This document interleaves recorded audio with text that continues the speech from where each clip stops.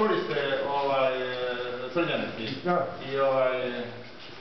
i Zorane Kuročević, vi ste čuli da će ovdje biti neka laka hrana ili da kažemo neka kuhnja koja neće imati nekih kapaciteta. To će biti da kažemo tu za srdići i kafe i tako dalje plažu za ljude, restoran za ljude koji stanju tamo i tamo. Sad moguće je ovo.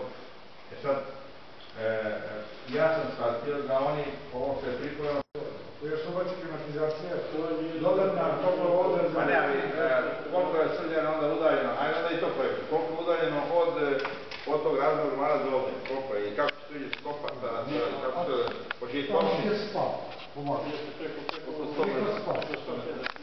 Ništa, znači i to planirate.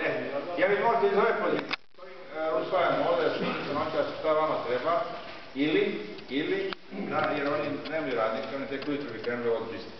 Oni bi to sutra toliko dana završili, jel? Koja je tamo blindirana, koju nismo vidjeli, da li ostaje izgled? Možete otvoriti kuću. To je blindirano tamo. Da li to ostaje kuću? Malo dati pravu informaciju investitoru koliko košta instalaciju omora. Tiče građevinskih radova...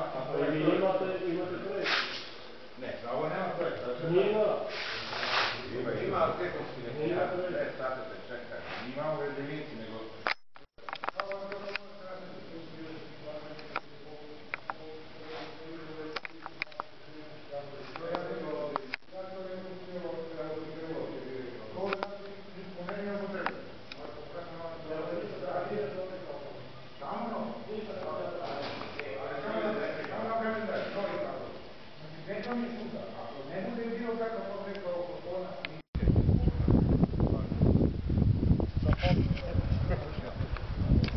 Čekaj, opadla,